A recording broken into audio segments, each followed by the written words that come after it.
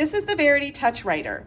It is an accessible ballot marking device that can be used by voters who are blind, visually impaired, or have dexterity issues.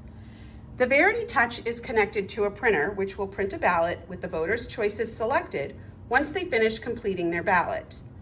The Verity Touch can only be opened by a machine tech, chief judge, or other assigned precinct official.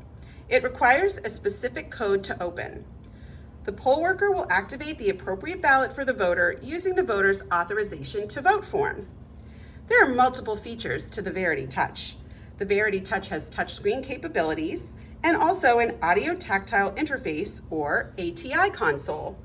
The console has ports for headphones and for sip and puff devices. The console includes a select button, a help button, and a rotary wheel.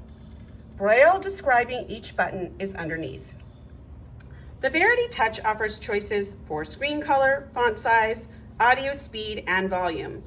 If the voter doesn't need any of those to change, they would tap No, skip straight to voting. Otherwise, they would say, yes, help me change the settings. Voters can move through these items using the touchscreen or the wheel and select buttons on the console. A blind voter would use the audio feature along with the ATI console to move through the ballot, while the touchscreen works well for voters with dexterity issues. For this part of the demonstration, we will use the touchscreen. We're going to use the screen and audio option. To adjust the volume, the voter must use the ATI to hear audio content. If the voter is using the touchscreen, they'll not hear any audio. Audio speed is set to normal. This can be changed to slow down the speech or for a faster speed.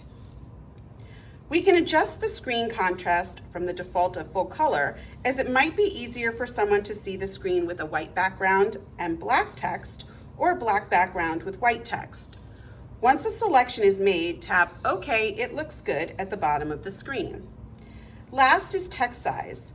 We can make the text smaller so the voter can see more information on the screen, or larger, which may help someone who's visually impaired but still wants to use the touch screen. This screen shows that the voter can make changes to text size, font size, or audio speed at any time while using these buttons at the top of the screen. If a voter would like to move directly to their ballot, they can tap or use the wheel to skip instructions, or they can click next and see how to mark a choice. To mark a choice, touch the choice. To unmark a choice, touch it again. Once a voter is ready to vote, they would use the touchscreen or the wheel to proceed by clicking the next button and then selecting Start. Let's vote a ballot. For this part, we'll start with the wheel. The voter will turn the wheel until they reach their selection and then click Select. If they're also using the audio feature, they will hear the choices as they turn the wheel, which will let them know when they have reached a choice they wish to make. As the voter turns the wheel, the choices will become outlined. To make the selection, the voter stops on the outlined choice and clicks the Select button. Clicking Select will put a green check mark in the box. A voter using audio would hear the choices, and once making a selection, would hear what they have selected. Then the voter would move the wheel until they come to the next button. Select Next to move to the next page. For each selection, there are instructions on the left side of the page that will indicate how many selections a voter can make for that office or item on the ballot. A voter can skip a contest if they do not wish to vote on it. Voters are not required to vote on every contest on a ballot. The Verity Touch will not allow an overvote in a contest, meaning a voter will not be able to choose more than one candidate or item if the contest does not allow it. Contests allowing more than one choice can be voted for that number or less than that number of choices. Let's finish the ballot by using the touch screen. The voter taps on their selection and the green check mark will appear. Then they can click the next button to continue to the next page. Once the voter comes to the end of the ballot, they'll be given a chance to review their choices or move on to the print option. Let's review our choices.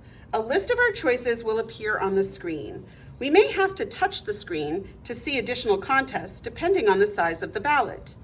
If we see something we want to change, we would touch Return to Ballot and then use the back button until we get to that contest and make our change.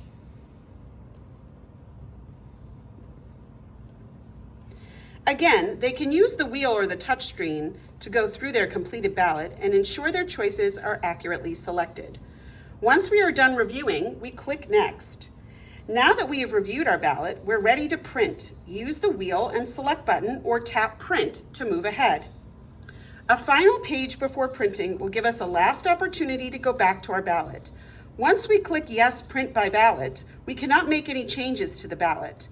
If a voter prints a ballot and then wants to make a change, they would need to speak to a poll worker to spoil their ballot and get access to a new one. Ballots are double-sided whether there are choices on both sides or not. Barcodes will print on both sides so that the ballot can be read by the tabulator, whether it is inserted front or back side, up or down. The ballot will drop into the tray once it has completed printing.